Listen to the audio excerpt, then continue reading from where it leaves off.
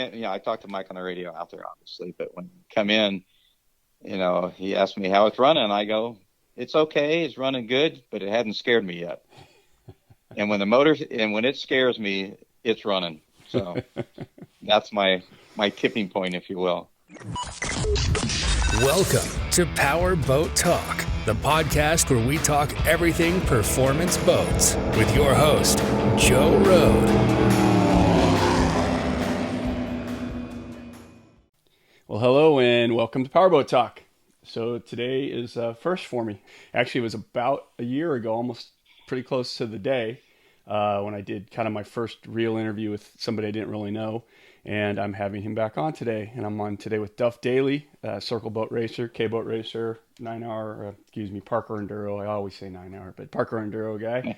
And since I talked to Duff a year ago, we've kind of stayed in touch. He's a super good guy. He's always takes my calls when I call him after races and see what's happening, because I just love hearing about the stuff. And he's always very gracious to answer all my stupid questions. And we inevitably get into some really good stories. And every time I get off the phone, I'm like, I should have taped that call because, man, it's really good. So anyhow, Duff, thanks for coming on and taking the time. No worries. That's good. Yeah. And so I don't get out much as I should, but I've been trying to connect with Duff when he was coming out here. Duff lives in Florida.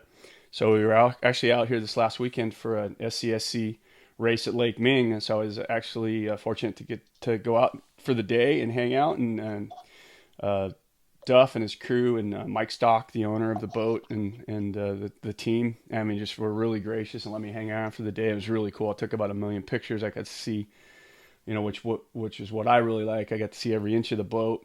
Duff's K-boat, and so we'll ask some questions about this. But yeah, it was very cool. And one thing I thought was really cool, like your crew guys are just the nicest guys, and you can tell. I think the one guy, you can maybe remind me of all their names, but I think the one guy that you drove down from Fresno with him. I mean, it seems like, I guess he's been with you for a long time, or you've been friends for a long time. Yeah, Tom Nation. Actually, he is almost lifelong friends with Mike Stock, because he was a teacher back when Mike's dad was a vice principal of school, and they met each other, and I believe, in the late 70s or maybe the 80s, and then they were like lifelong vacation together. And so I kind of came in part way down because they've been friends for so long, but I've known him for probably 8-10 years. Mm-hmm. So. Yeah, really nice guy. And then Yes, he is. And then I guess there was the guy's name's Dominic. Dom, yes, that's Mike. Mike and him went to college together. Oh my gosh! And they have told me some good stories, but anyhow, I won't say those. But anyway, they're like lifelong friends. And actually, Dom finally started. He's worked for other people, and now he's back working with Mike for the first time, I believe. And everybody's a happy camper, so that's good. Oh, good. Yeah. And Dom, I mean, I don't know if they have titles, but Dom kind of seems like kind of the guy that kind of keeps his eyes a little bit. I don't know if he, knew about everything, but he kind of seemed like the guy that kind of kept everybody kind of like overall kind of oversaw everything. I don't know. Maybe I could be wrong. Yes. Yeah.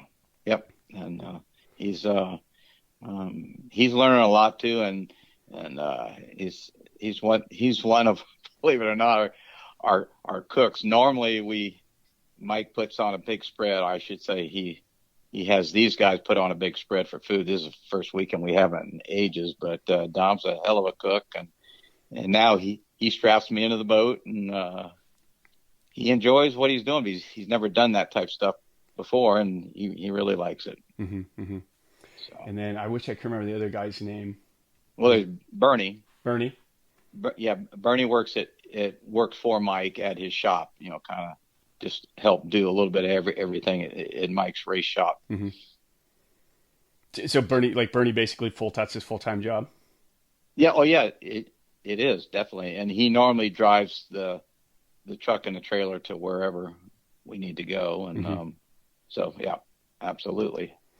Yeah. And then watching Mike, obviously Mike is a very successful businessman, and this is a hobby for him, and he actually builds the motors, and we're talking about the K-boat, so this thing's God, 565 inches, I think, something like that. It's like 3,000 horsepower, and it's just a beast. But the fact that Yeah.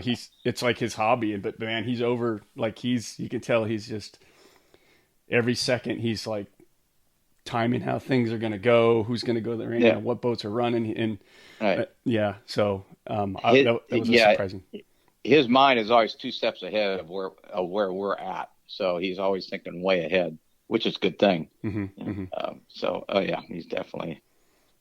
Yeah, one funny thing that came up, you guys were having a discussion, and you guys, we'll kind of get into the motor, but you guys were being very methodical about what you were doing on this engine, and so Mike was always thinking, do I go up in a pill size in the ejector? Should I put more timing? Should I just move a blower pulley to get some more boost? And then you guys made 3 or 4 changes, and then somebody's like, Mike, you should just write this stuff down. He's like, nah, I don't need to write it down. And like, everybody knows you need to write that shit down. Oh yeah, absolutely. Yeah, he has so much on his mind. He does forget a little bit, but he's usually pretty darn good about it. But like I said, we're all getting older, Yeah. So that was a cool thing. So, well, another really cool thing. Obviously K boats, there's not 100 of them these days. So I think we have 4 out here. And is that pretty much all there is in the country? Is there any other Ks out anywhere else? There are some out there, but they never come out. And because the capsule boats are kind of rare, but because if you have a capsule boat, it's a dedicated race boat. It's not like a weekend warrior boat like the old open style boat where you can go out and run down the river and play and this and that. This is dedicated, and there's not a whole bunch of people that really want to do that. Yeah. So really there's really 3 of you guys. So there's Mike and Tom Buckles, and then John Grijalva are the owners, and you got Ty Newton and Craig Ferguson and you. And then there's another guy that kind of started out here later in the season, kind of a newer team. They broke a motor and they only kind of came out one time, I think. Right. Yeah. It was really, the 3 of you guys, it's like, I don't know if you're all the best of friends, but you could certainly tell that it was a kind of a collective effort between all the 3 teams. You guys were all bouncing back and forth between each other's pits, sharing information, talking about helping each other. And so that's pretty cool that you guys, I think everybody understands, like there's only 3 of us. We got to kind of work together a little bit. Right. Well, that is true. And kind of the end all, if you will, is going to Australia, which is that's kind of what we are tuning for, if you will. And, because you go over there and it's a whole different world. You get 25, 30 boats and it's serious over there. And so that's why we kind of help each other to kind of figure out what the U.S. type team would benefit the most, or all of us would benefit from it. So that's why that happens a lot of the reason anyway. Now, have things changed as far as your plans? When I talked to you guys out there, it didn't seem like it was going to happen for you guys this year. No, just right. Finances right now aren't where Mike wants them to be, so he's going to postpone for a year. So, is that every year or every 2 years? It's supposed to be every 2 years. The original deal was alternating years, and then in the off year they would come over here, but there's not enough boats over here. Sure. Or actually race sites. Our race sites are so thin anymore, and so it basically has been now we just go there and that's it. So that's the plan anyway. Yeah, and then I know based on how well they did, and I touched bases with Trevor Gasenti on Sunday, because you guys this last weekend you guys ended up going home on Sunday. You didn't race on Sunday because Ferguson broke, so kind of wasn't worth coming back. But I know Trevor said that Grijalva's boat ran fine on Sunday, and they were kind of happy, and was they were going to go to Australia. So, well, I guess if that's what they decided to do, I hope that they do well, because it's a long way to go, and unless you have a proven boat for a long time, it's risky business. It really is, and we found that out ourselves. So. Yeah, you don't want to go over there and be trying to fix stuff over there. Oh God! Last time we were there, it was the 2 weekends from hell. Trust me, it was terrible. So, anyway. Yeah, and I think I told you I don't know if I've ever been to Lake Ming before. If I had, it'd been forever. But that's such a Mhm. nice site. I mean, it Oh, it was is. Yep. yeah. Go ahead. I mean, that's the really, I mean, course wise, it's the only good course in Southern California that they're allowed to run at anymore. There are some other ones that they used to run at, but I guess politics have gotten involved. So, Politics and money, one and the same, right? yeah, Yeah, yeah. yeah, I mean, I'm sure they'd all want us to race electric boats if we had to, but yeah, anyway, that's the way it goes. yeah. Seeing seeing how things work up in personal. One thing I was really surprised by, or when you're in your capsule. Well, first of all, I mean, I think we all see it. It takes a few minutes to get in that capsule, and you always, when you see a guy take 10 minutes to get strapped in, you're like, man, how does he get out of that thing fast? But I'm sure you always figure out a way to get out of it fast if you Oh, had to. I've had to do that like 3 times, and but trust me, you come out like a rocket. So But I that's was really surprised at how laid over. I asked you about it, like how laid over you. Like you really lay back in that thing, yes, and you do. and and I asked you, I was like, okay, it's way more pronounced than I envisioned it. But I asked you, Mhm. when you first put capsules in the boat, like, I mean, wasn't that really hard to get used to driving? It was such a different deal.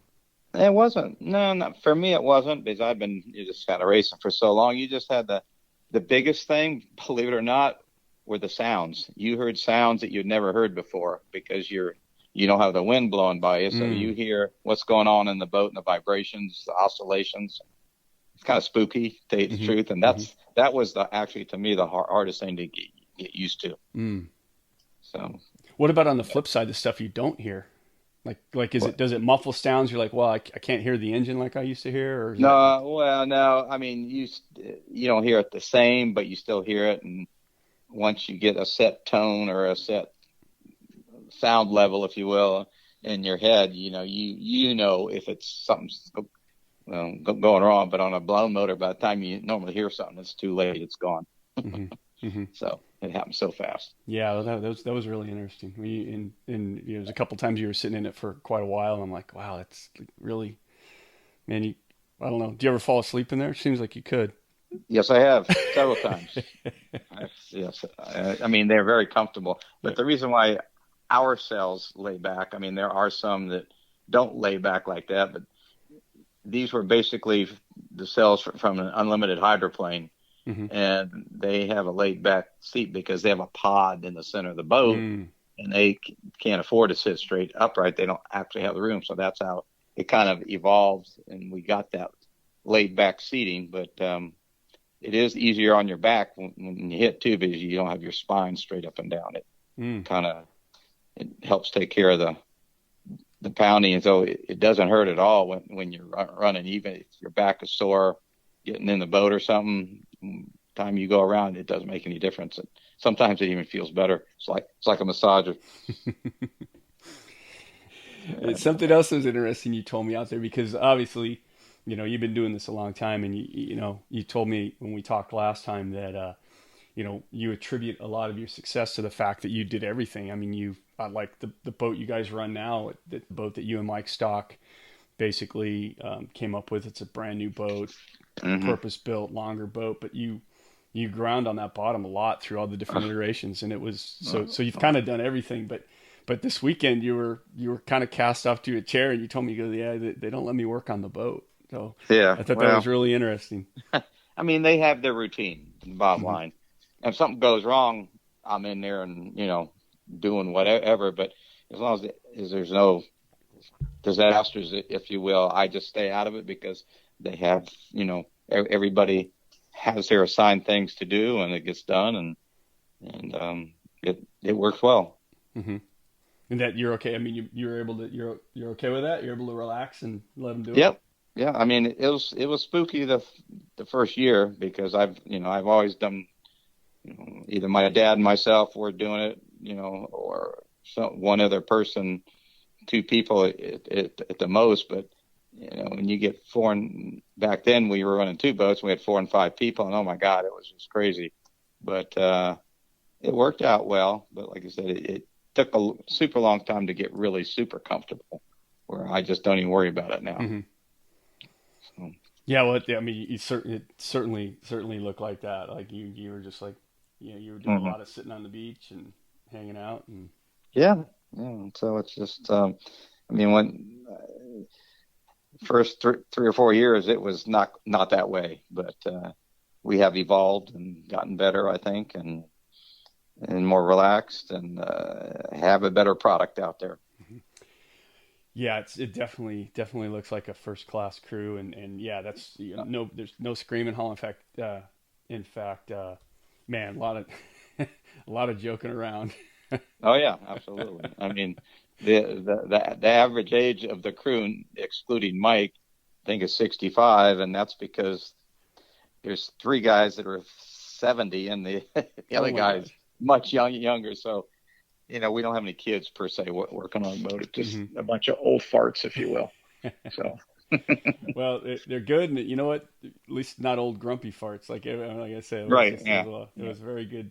It was really fun seeing that and hanging Yeah. out. And I didn't plan on sitting there and bugging you guys all day, but yeah, it was No, you got no, not at all. and for people who haven't been to a circle race yet out here in California, or even wherever you're at, that I literally I got there at like 8:30 in the morning. It's about a 2 hour drive for me, 2.5 hour drive. Got there about 8:30 in the morning.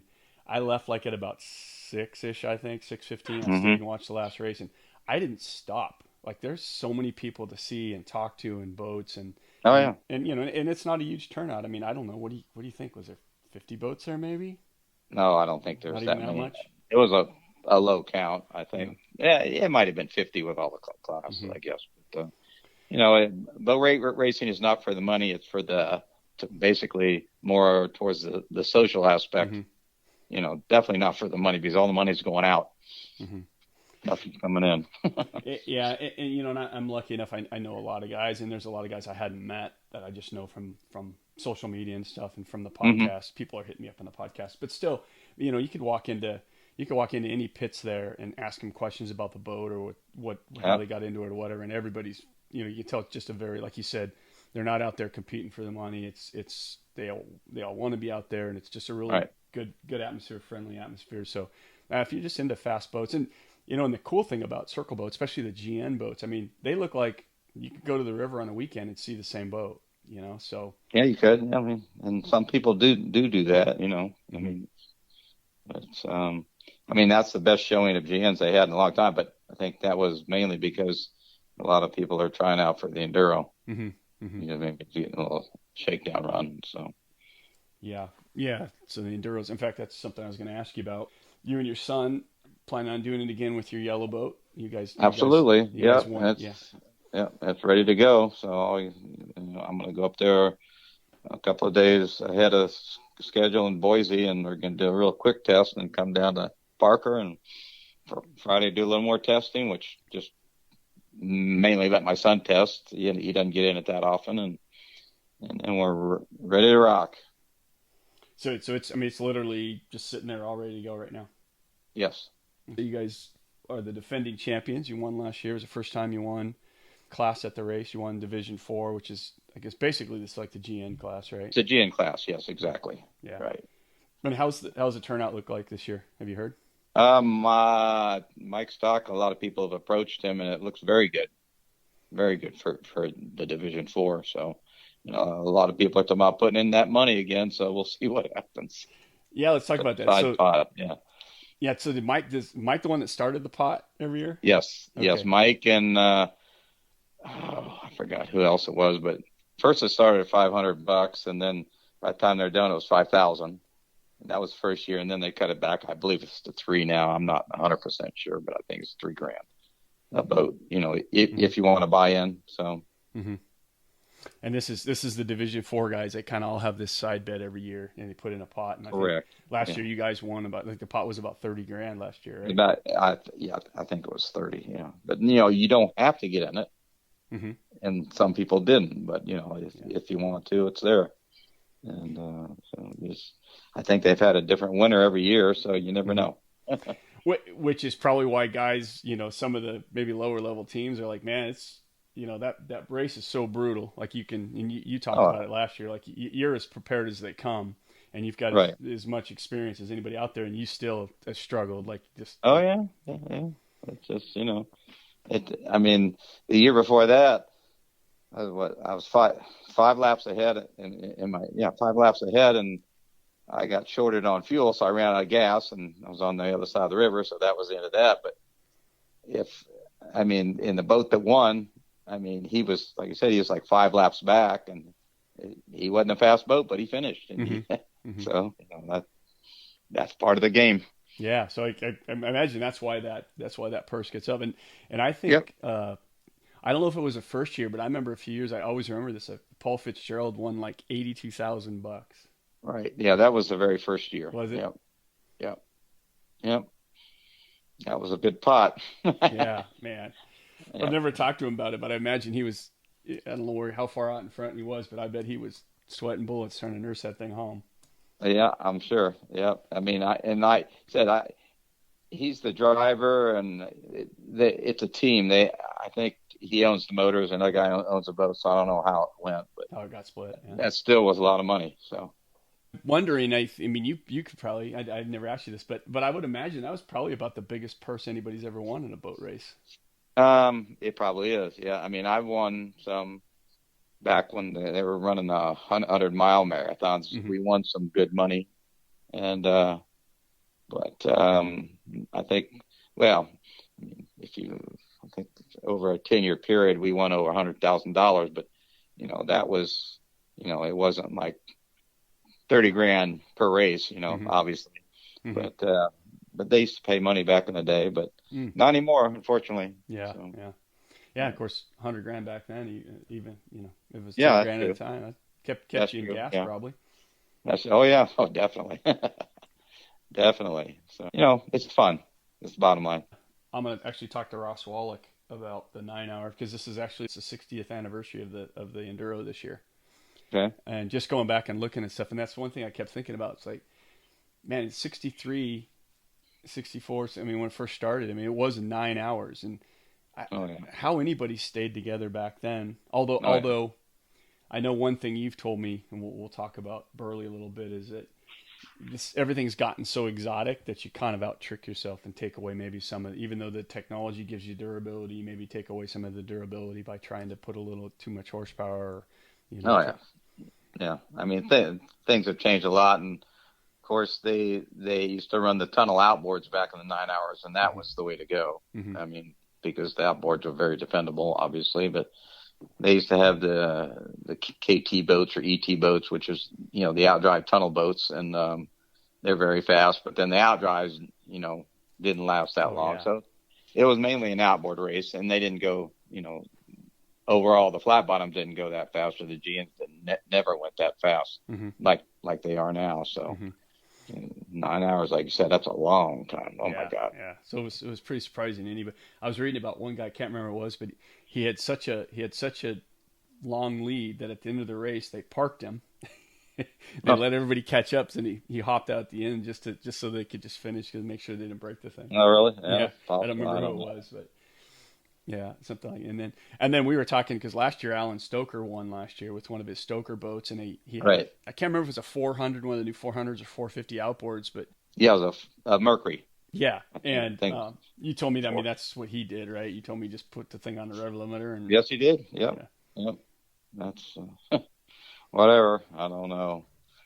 The inboard's so much harder to finish to me than an outboard, because an outboard is, obviously a smaller package motor and a lot less rotating parts and this and that.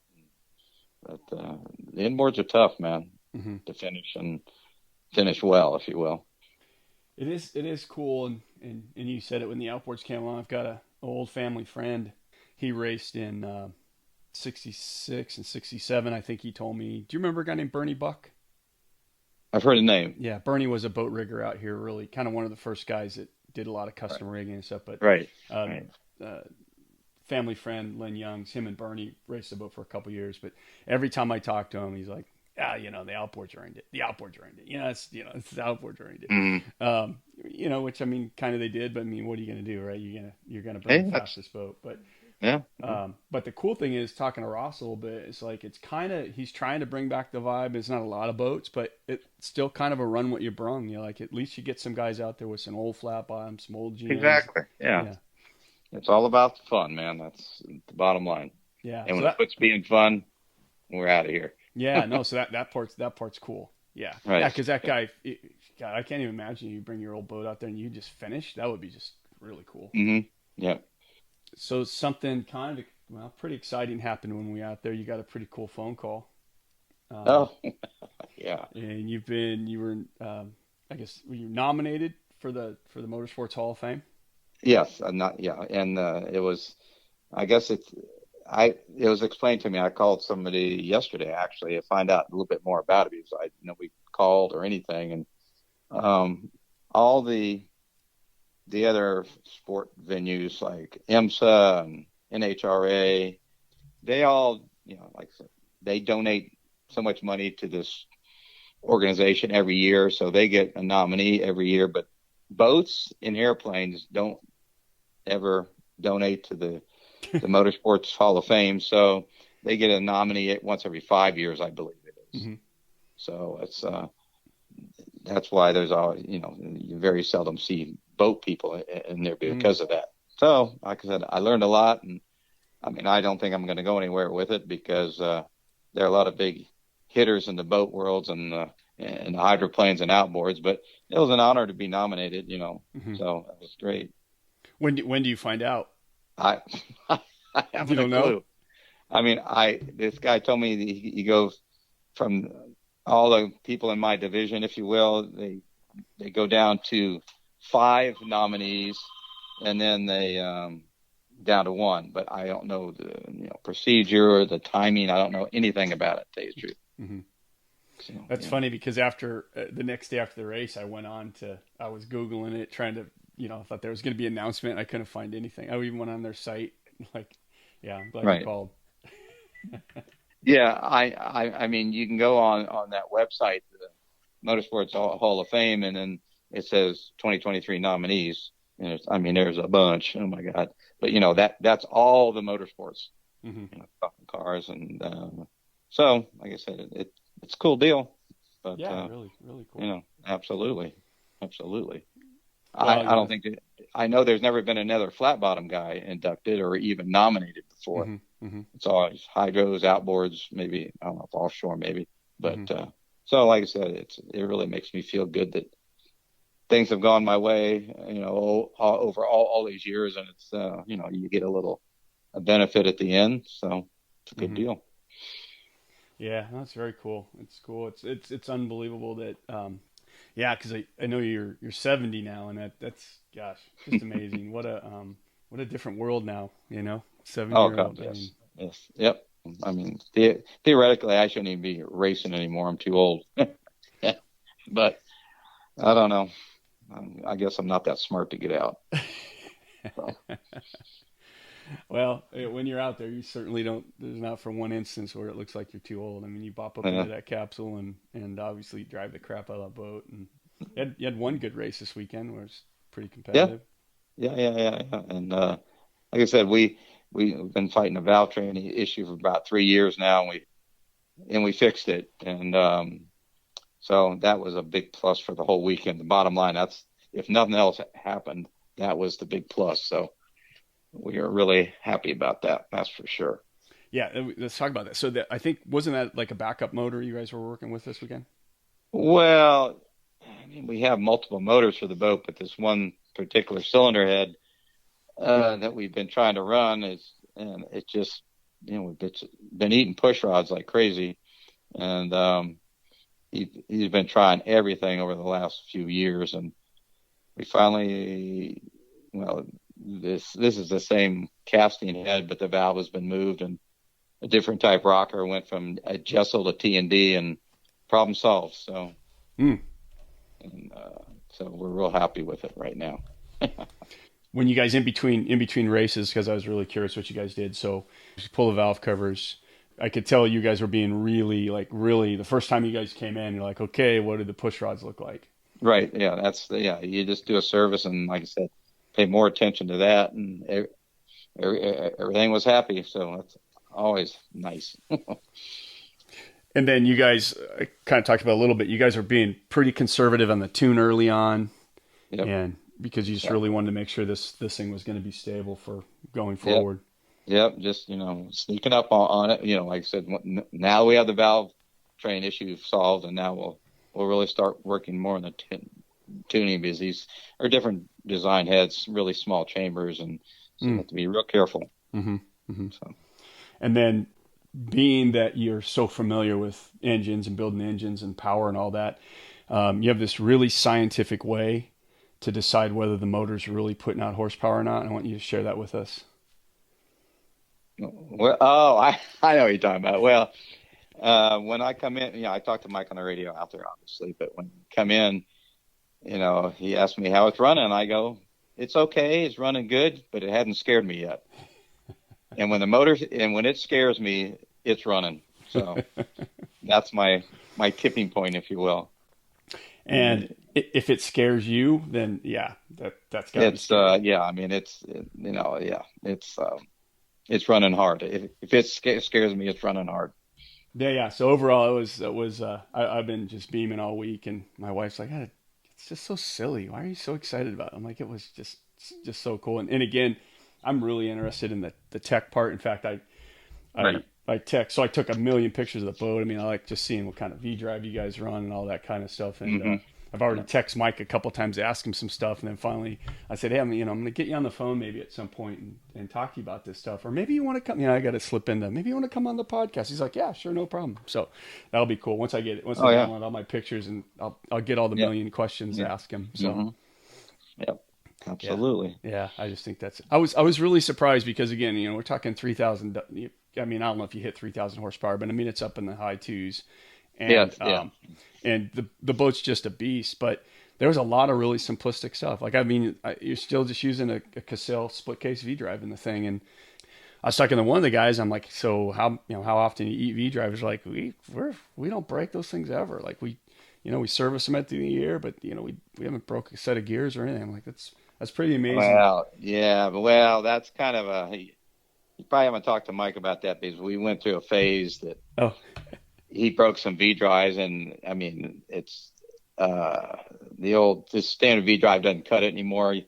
With the standard type gear, I mean, he broke 2 or 3 boxes, and the motor's over revved, and oh man, that was expensive. But so now we got to go to the spur gears, which is what they run in the fuelers, drag boats, and then it's much better. We haven't had any gear problems, but you have to rotate the shafts through there pretty good, because that kind of horsepower is over a long period is just tough. Okay. Yeah. So I guess I talked to the wrong guy. I mean, they're pretty dependable now, but like I said, it's a lot of power for a long time. You have to be real careful. Gotcha. So one thing you and we talked about, I've been following along with this pretty cool, is your son Dustin. He has a Biesemeyer that he runs a little bit. It's I believe it's SE boat, right? SE's a class. Well, no, he did run that. It's out there and with the SCSC organization. It's called a GPS 105. Okay. Right, and it's a Bieser hull, which is a narrow Biesemeyer, but it's I try to get it to the races and let him drive it, because being in the Marine Corps, he didn't get a whole bunch of time off, and he enjoys it, and that's what it's all about, of course, is enjoying it. So you've been a Chrysler guy your whole life. You always ran Hemis all in the early days. Yeah. So you came across a pretty cool Chrysler for that boat. Yeah. When we ran the SE class, it was pretty much you had to run the small block Chevy, 23-degree head. It's a spec motor, if you will. And then when we wanted to step up, you could go to anything as long as it was normally aspirated up to 500 inches. And so I really liked the small block, and then I just ran across a Dodge R5. I figured, I'm kind of a Dodge guy at heart, so I bought one, and I ended up buying a second one. And they're really sweet motors. I mean, all these NASCAR, Chevy, Ford, Dodge are all completely different from what you're used to as far as the castings, and they're really designed as a race motor from the bottom up. So the R5's it's just a race only, like a NASCAR motor. Oh, absolutely. Gotcha. Yeah. I mean, it's a completely different cast block, and the engineering is there. All the other motors we're used to is something that was designed for a mom and pop car. 350 Chevy or even a 427. Was a hot rod mom and pop car. But these are completely different, and the engineering's phenomenal in them. Unbelievable. Yeah. Well, I can't believe you found a second one. Yeah, I mean they're out there, and I was kind of looking when I happened on one, and oh man, it was just the timing, and I was on the road the next day, up to Rhode Island, I think it was, yeah, and it was built by Ernie Elliott himself, so wow, it had been sitting for 12 years. It was a rebuild from a NASCAR race, but I know it was done right, and got the dyno sheet and everything, and I'm a happy camper. Yeah, so it's literally turned. You didn't have to take it apart. Well, we did, unfortunately. Since we drive off the nose, we had to pull the crank out and put a second key in the front of the crank, because otherwise it shears the keys. So, but I mean, we didn't take the top end off. We just pulled the crank out and keyed it and put it back in. I mean, camshaft's good for the power range of the boat. One motor, yes, and one motor maybe, because we can only use so much power, and they're designed pretty much for all out high horsepower. Whereas when I first put the motor in for testing, I mean, even it came with an 850 carb. I put a 750 on it, put the rev limiter at 8500, and I did some ignition retard stuff, and it still went like 118 miles an hour. Oh my gosh! On the rev limiter. And so another smaller carburetor, so we've lost a little mid range, but it is tough to pull those motors back, because they're designed, really good for power. And you can turn them up to. Well, I actually talked to the motor guy who built the motor. He said you can turn them 9,000 all day long. Wow. Oh my God, So we turn it about 83, 8400. So. That's about it, which is a lot. Yeah. So the GPS one, I should have said this earlier. So GPS 105 means you got, basically, it's kind of a breakout class. You can, if you go over 105, you're out. So yes, exactly. And it was interesting. I talked to a couple of guys. Actually, Fitzgerald was driving a 105 boat, I think, and I was asking, so how do you, and you and I talked about it a little bit, because it's been a challenge, like you said, to get the thing where, how do you get it to standard 105? It still be drivable and still be, and I was surprised, like Fitzy was telling me, like he basically drives off lights, like they had a light that goes off at 100 or light, and you just kind of drive off that, or kind of drive off the speedometer the best you can. And I know you've been kind of trying to fool with that, because you said you want to make it as foolproof as possible. Yeah, I mean we have a GPS speedometer that we read, and then you have the handheld that you have to turn in after the race. But it's I mean, I could do the same thing for my son, just put a ton of power in it and drive by the speedometer. But if you get it in a heated competition with somebody, all you got to do is step on it one time too much and you're out. So it's a tough class. It really is to slow it up, because you want to keep as much power you can in the mid range and low speed, but you want to cap it on top end, and going by lights or speedometer, I don't like. So I've kind of figured out a way to do it, wide open. It'll run 105, and I can adjust that pretty easy. But I'm not saying it's the right way to do it, but that's where we're going to start anyway. Well, I mean, I think it is pretty cool, because it's actually, it advocates for actually some driver skill. I don't know how familiar with drag racing you are. A little bit. Yeah, the lower classes, they work off these electronic throttle stops, and it's the most boring, ridiculous, asinine thing you ever saw. I mean, they literally leave the line, bog the engine for 2 or 3 seconds, and then leave again. And it's just so I was I think I asked you, I mean, do you use a throttle stop and, run it up on the rev limiter? And you're telling me, like, running up on the rev limiter is a really bad thing to do. And a boat, if you put it on a throttle, if not an electronic throttle stop, but a manual throttle stop, because you need that coming out of the hole. That would really, I mean, Exactly. coming out of Yeah, corners, that would kill you. exactly. And it's just, I mean, I'm still learning, Mm-hmm. but this is kind of a starting point, if you will, and we'll see what happens. Mm-hmm. I mean, because that's such a unique engine, did you have any other installation problems on the thing as far as finding moving parts? No, they're really not designed with a rear motor mount plate. They're strictly a transmission on the block, but in a boat, obviously, you have a motor mount plate. So there's some spacing issues, but, not really anything, to deal with. But I mean, it's you look at these motors and my God, the quality and the design, these were designed properly Mm-hmm. and they're so nice. They Mm-hmm. really are. Mm-hmm. They really are. Basically designed by a big company, right? A bunch of guys, and I mean, they're designed by a race guy, a race mm-hmm. engineer, if you will, or whatever. But it's like I said, it's not designed to ever be in anything but a race car, mm-hmm. or in this case, a boat. But Mm-hmm. same thing, I guess. But I think you did some kind of cool stuff on the exhaust on it. yeah, well, I've always been a nut for the 180 headers, and so I had a set built, and they sound pretty nice. They don't go any faster.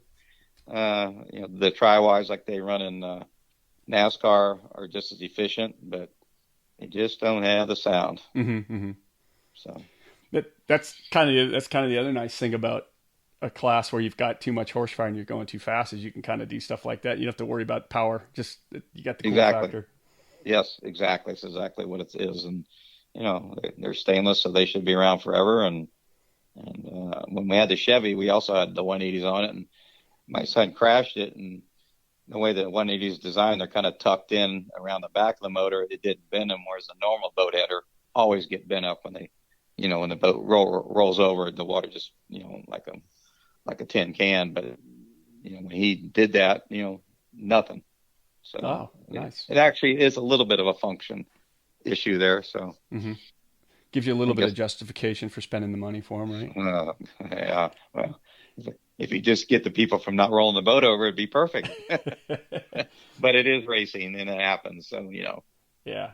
Who built the headers? Because I think you had somebody do it, right? Place in Minneapolis called stainless.com, stainlessheaders.com, and they built both sets, and they very reasonably priced really for what you get, but really quality stuff. And they do aircraft stuff also, and that's how they started out. But it's a nice company to work with, small but very, very efficient and reasonably priced. Mm-hmm.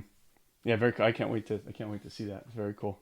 And unfortunately, you guys were planning on debuting the thing a couple weeks ago in Virginia. They have a race back there. Can't remember what's the name of that race. Is it Northampton Regatta? The Hampton Cup Regatta.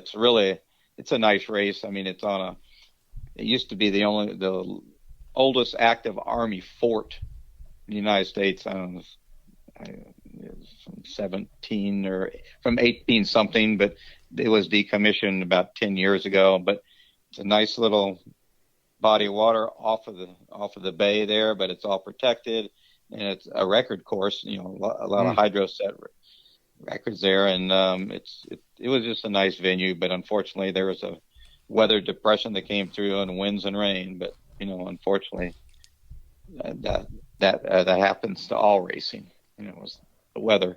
So yeah, it's such a bummer because it's I know you guys have been planning on it for a while, and then I'm sure there's a lot of guys back there that's their race for the year.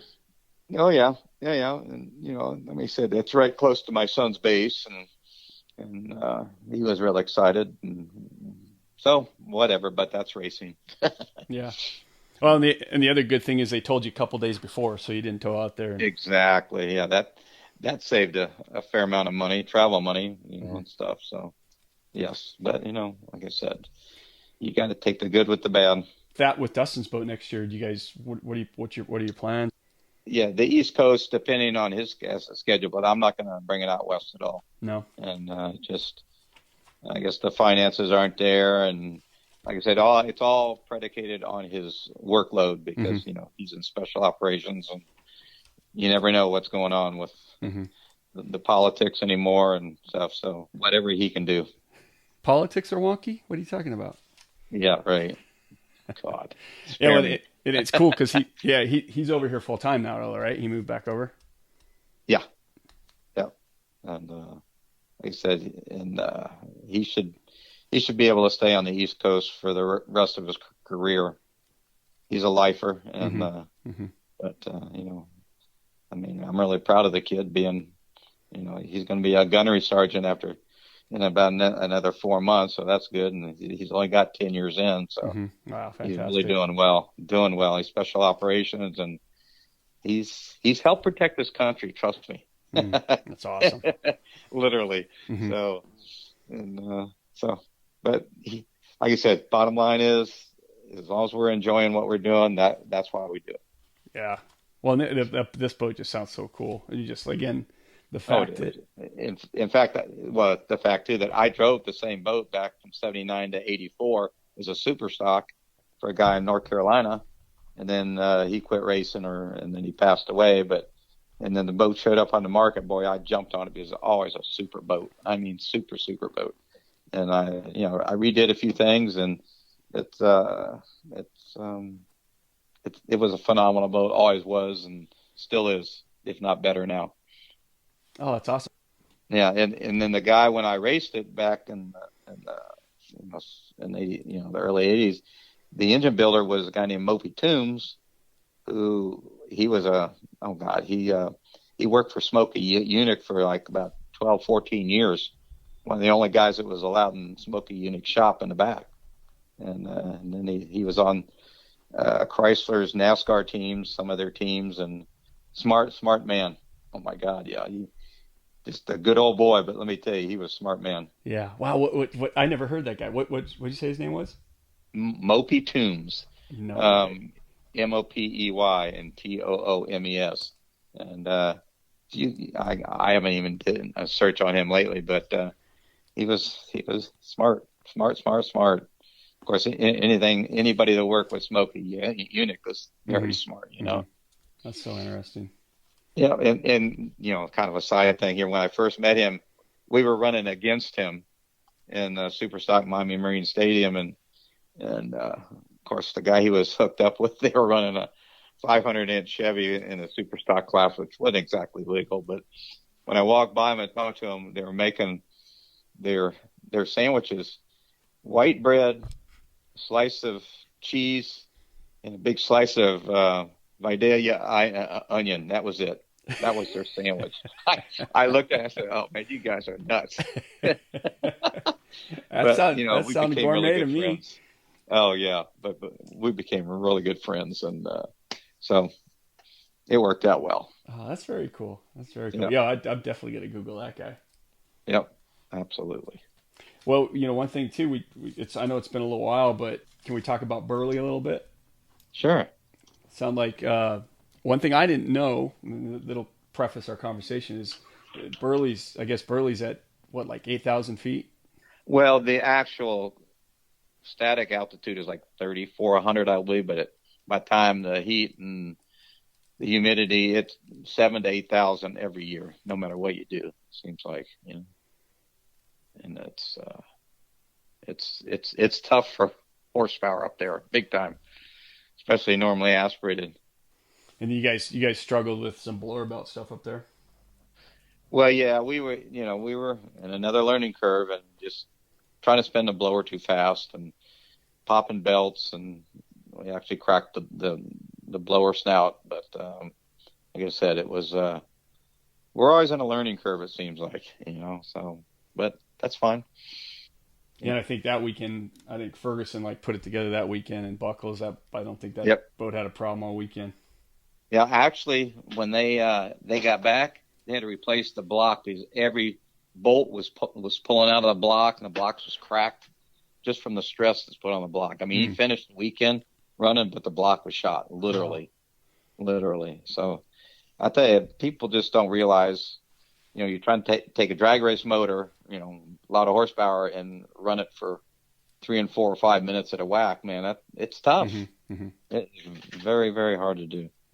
Yeah, sound rough. And that's what you went through. You went through a bunch of blower belts, and I called you right after. I'm like, what the heck? And then you explained that to me. Like, we're trying to take a a fuel motor that runs 8 seconds, and Hmm. Yep, yep, yep, yep. And kind of a side here, when you go looking up Mopey Toombs, he's also known as T.A. Toombs. That was the initials. That's for Thaddeus Alvin Toombs was his given name. But I just did a real quick search, but it gives us history and stuff. But it's so. Did you do a search on your phone? No. Oh, I'm sitting at a desk. I'm on a computer.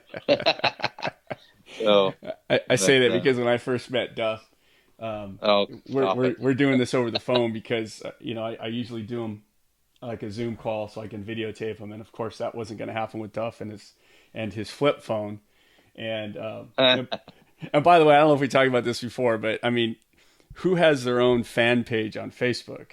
So if you don't know this, you can find the Duff Daily fan page on Facebook. But I was actually after the race on, the notifications come up. Somebody posted it on the. Your wife actually kind of administrates that page, and somebody had said, "Hey, I heard Duff got a phone. How's he like his phone?" I'm like, "No, I text you." I go, "Wait, can you text now?" And you're like, "Yeah, I can." Well, I could text with the old one. My God, take forever. I didn't even try. You're the only guy I know I could call your home phone and you answer 9 times out of 10. Yeah, well, because I'm between the house and the shop, and I don't like to carry a phone back and forth. So that's why I have a house phone, and so it rings out there. But and just to let you know, I have nothing to do with the fan club or fan page. I know, but you should. Well, I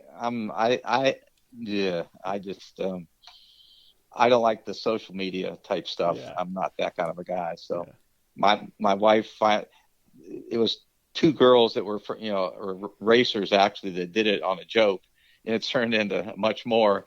And so my wife finally got the passwords or whatever to go into it and answer some questions because I don't do it. Mm-hmm. I couldn't, obviously, way back, and I had nothing to do with it. Trust me.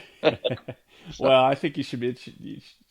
It's very flattering. It's very flattering. And people, it's cool. Yeah, it's just that I'm not the social butterfly. My old philosophy for my whole life is keep out of sight. Low profile. And usually stay out of trouble that way. Mm-hmm. Of course, now day and age, everything's changed so much. Oh my God, Sure.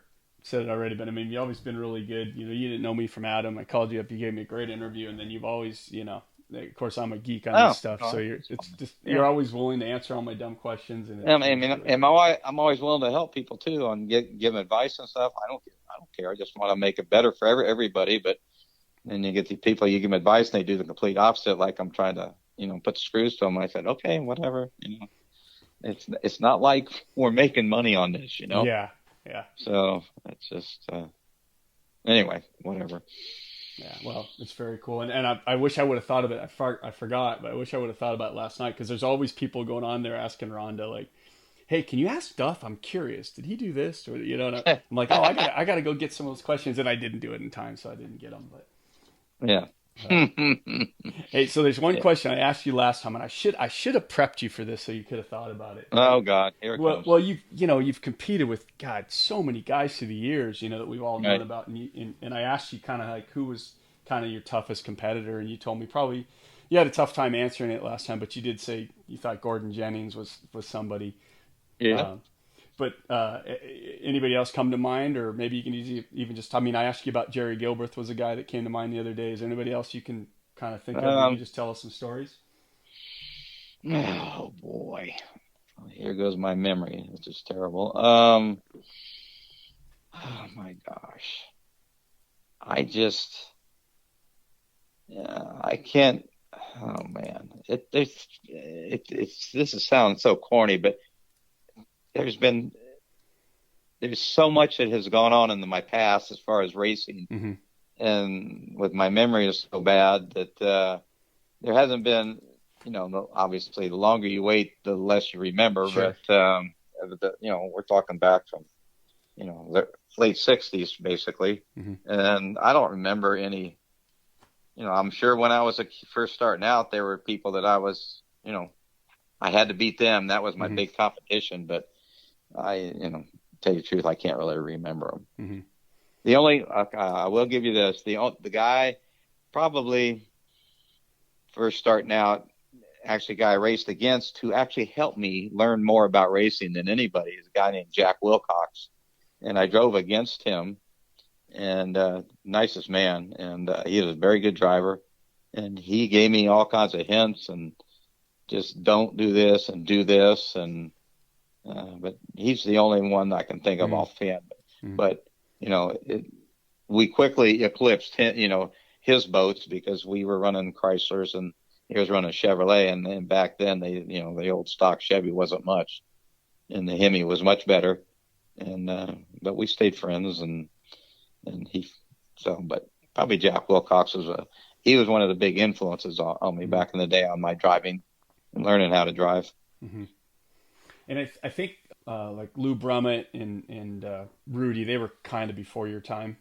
Yeah. I never raced against Brummett at all. Mm-hmm. And I don't know, I might have run a couple of times against Rudy in the GNs, but not as a whole. Like I said, maybe not even at all. Mm-hmm, mm-hmm. So. Bob Norsgaard probably too. I think he was about the same. Never ran against Norsgaard. Yeah, now my dad did, mm-hmm. but I think it was right the transition when they were getting out. When I was starting and they were getting out. Mm-hmm. Oh, and one last thing I think I asked you about a little bit. It might be a sore subject, but how's the restoration on the F service boat? I know you had to put it away. Hey, you won't believe it. I pulled it out yesterday. Oh, you did? I pulled it out because it's, like I said, that thing disappointed me so much before a vintage event in March. I was so PO'd. I covered it up, and it's been sitting since March. So I figured, well, it's getting a little cooler. Okay. And my kid's boat only got one more race, and it's in the trailer. So I figured, you know what? I pulled it out, and I backed it in. So it's coming. So now you gotta. I don't remember. I don't think we talked about I don't think you'd run into the engine problems when we talked yet, but you ran into engine problems on the thing. Well, yeah. I mean, it was a 6-year restoration on the boat. We had to lengthen the boat and all kinds of stuff. And I am not a woodworker. Guaranteed, the world's worst woodworker. It's a wood boat on with glass. But anyway, the only thing I did not do is build a motor. And I had some people out in California build a motor who are very reputable, good guys, and things didn't go well. Let's just say that. So I got to pull the motor back out and go through it. But so that's why I was so mad. But anyway, I mean, it's going to get fixed. How about that? Yeah. No, I can't wait. It's going to be very cool. Very cool. Well, you learned 2 lessons. Just do it yourself. Yeah. And don't deal with those guys in California. Oh, well, I'm not going to say that. But, I mean, these are old guys too, like me. But I don't know what happened. I mean, it's extremely strange that something went wrong, but it did. And Murphy's Law. Mm-hmm. But we're going to fix it, and we'll keep on plugging. Yeah, very cool. Can't wait to see it. Take lots of pictures. Maybe I should tell Rhonda to take lots of pictures. I will do that. Yes, sir. All right, cool. Well, okay. Hey, thanks for taking the time, and I appreciate it. And good luck at the Enduro. Okay. Of course, I'll be watching it. I'm going to miss it for about the 12th year in a row. I have a nephew getting married that day. Okay. And, priorities. I'm not in your position where I can make the priorities the boat.